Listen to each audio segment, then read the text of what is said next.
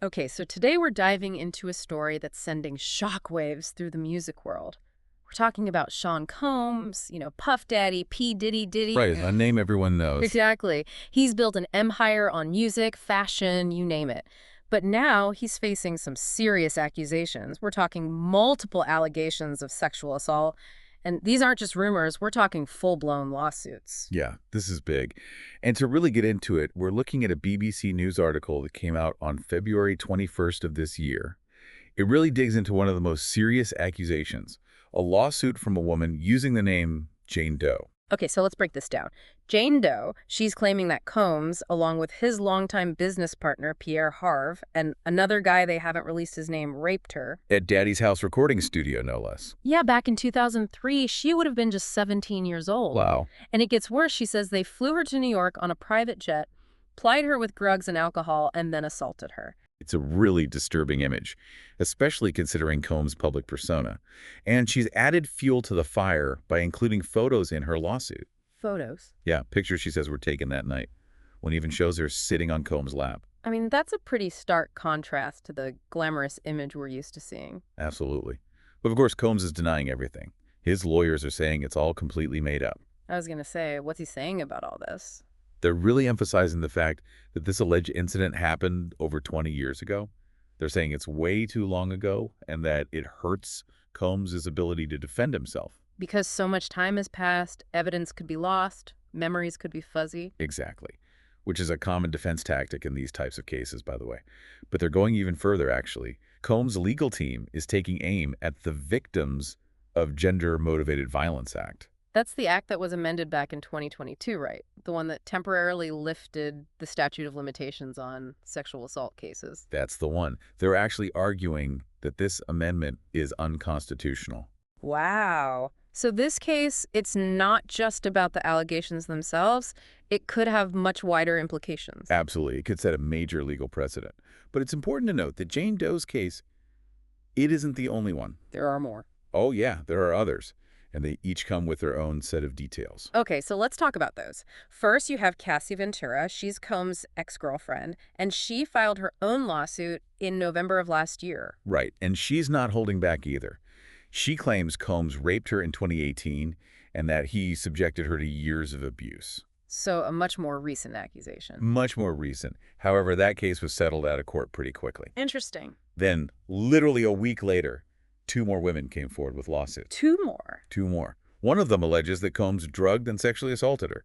She even claims he showed a video of the assault to other people. That's awful. And the other woman, she's accusing Combs and another man of raping her and a friend back in the early 1990s. So we're talking about alleged incidents spanning decades. We are. But despite the different timelines and specific details, there's a common thread here. Accusations of sexual misconduct. A very disturbing pattern. And Combs, he's come out swinging. He's publicly denied all the allegations, calling the lawsuits sickening and saying they're nothing more than attempts at extortion. That's a strong statement. It is, but you can't deny that this has all taken a toll on him. He stepped down from his role at Revolt, his media company. Right, and he's no longer working with Diageo, the company behind his Ciroc vodka brand. And let's not forget, he's been keeping a much lower profile.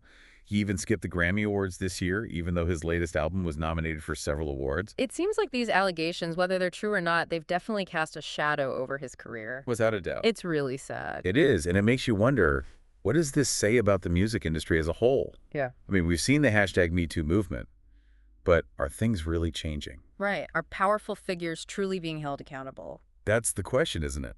Because these women, they're coming forward with stories about someone who wields a lot of power and influence. Exactly. And that takes guts.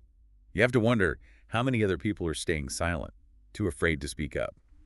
Especially when you think about how long ago some of these alleged incidents happened. Yeah, we're talking decades in some cases, going all the way back to the early 90s. And that just adds another layer of difficulty to it all.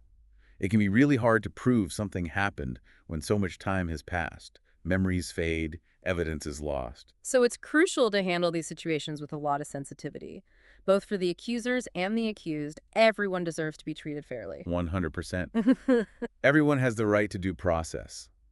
But it's a tough balancing act, and frankly, the legal system is still grappling with how to do it right. And it sounds like that's part of what's happening with Combs' legal team challenging that Victims of Gender-Motivated Violence Act. Right. They want to declare the 2022 amendment unconstitutional, the one that lifted the statute of limitations for these cases. I know we touched on it earlier, but can you remind us what exactly this act is and why it matters so much? Yeah, so the Victims of Gender-Motivated Violence Act, it's a fairly new law, and it was created specifically to give more support and legal options to victims of sexual assault, domestic violence, that kind of thing. It's meant to protect people who have been through something truly awful. Yes, and that 2022 amendment, it's a game changer because it recognized that trauma can have long-lasting effects.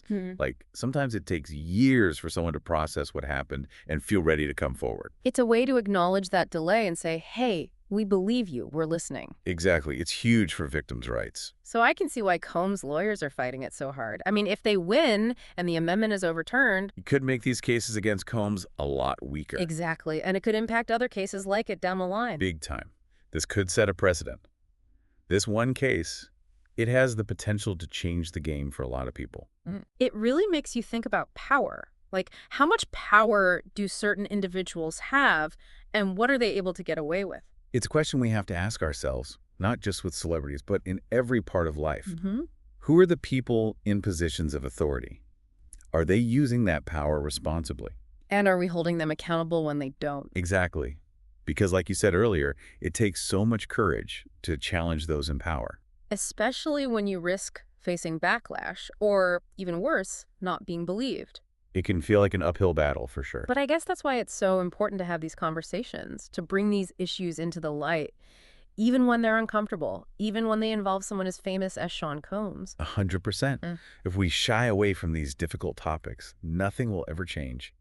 So as we keep unpacking this Sean Combs case, let's try to keep that bigger picture in mind. It's a lot to take in, this whole Sean Combs situation. It really is. And it feels like no matter what happens with these lawsuits, this whole conversation about power, consent, accountability, it's not going away anytime soon. It shouldn't. These allegations against Combs, even if they never see the inside of a courtroom, they've exposed something important. What's that? How quick we are to, I don't know, maybe worship these successful people. We put them on a pedestal. And ignore the warning signs. Or we explain them away. It's tough to accept, but we do it all the time. So as we wrap up this deep dive into these allegations against Sean Combs, what's the one thing you hope our listeners take away from all of this? Remember, there are always multiple sides to every story. It's almost never simple. These accusations against Sean Combs, they should make us really stop and think about the systems that protect the powerful and silence the vulnerable. We need to be more aware, and not just in Hollywood or the music industry, but in our own lives, too. Exactly. This isn't just about celebrities. Let's talk about consent, about power, about accountability. Let's have those conversations in our own lives, in our own relationships. Because real change, it starts with us facing these hard truths. Right. It does.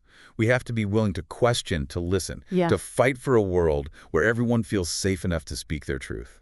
I love that. That's a great point to end on. This has been a tough one, but so important. So until next time, stay curious, stay informed, and keep asking those tough questions.